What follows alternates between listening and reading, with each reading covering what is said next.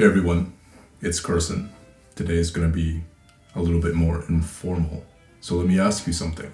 After a full day of practice, have you ever felt that during the next day, a lot of the progress didn't seem to register and that you had to, in a sense, start again from scratch?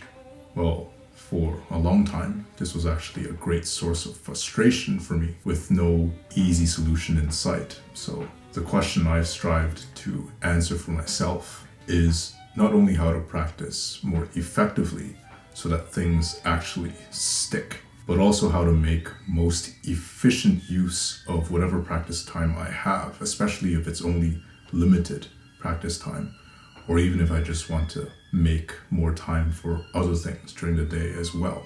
So I thought I'd share with you a fundamental practice tip that has changed the way I work.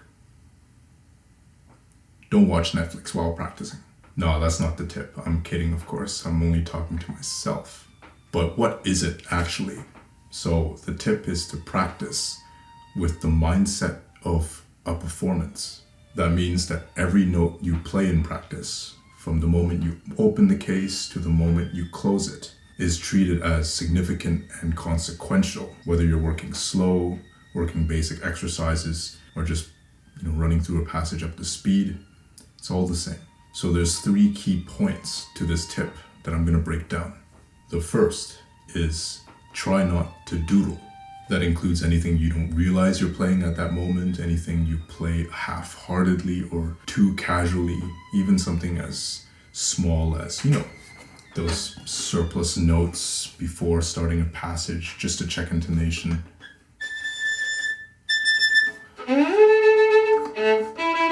The point is to get used to playing only what you expressly intend to. And at the beginning, you might find that's actually quite hard to do. In a way, it requires conscious effort, and you're also practicing preparation. In fact, try this.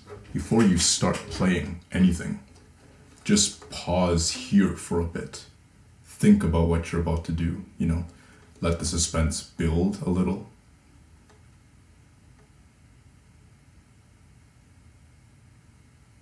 And then play.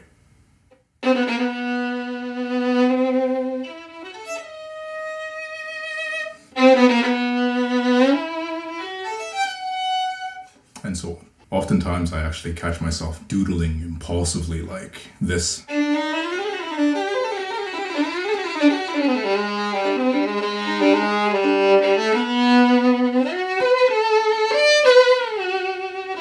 As if I'm trying to assure myself that I'm in shape, that everything's working well. Nah. If you warm up properly and are in shape, there's no need to reaffirm that to yourself in that way. The second point is finish the phrase. While running through a passage, slow or up to speed, and there's a spot that doesn't go your way, whether the intonation's off or the phrasing wasn't exactly what you intended, or just a general slip up, try not to immediately stop and practice that spot.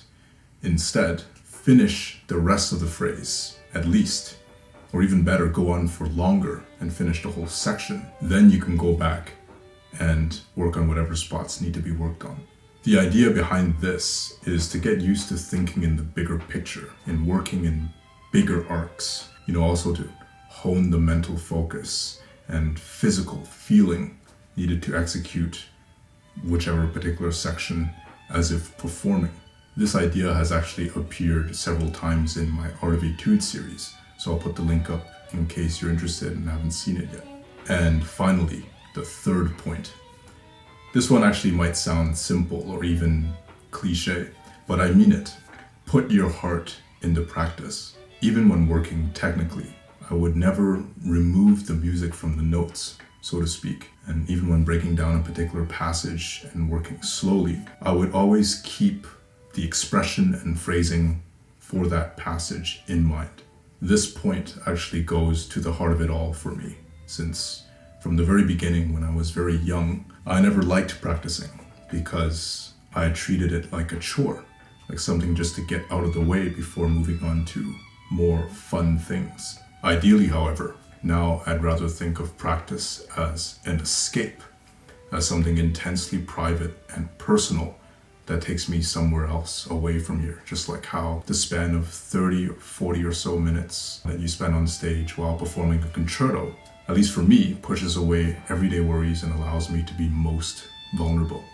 In a sense, practice is just as much about discovering and freeing yourself as getting a particular passage into the system, if you will. To this day, I still often find that it can be the most difficult thing to open up the case, especially in the midst of this pandemic situation we all find ourselves in. But in reminding myself of, this subtle change in mindset, practicing suddenly becomes a source of comfort. And once I do find the strength to open up the case, I always find time and time again that it's very hard to put down the fiddle again. So that's what I wanted to leave you with today.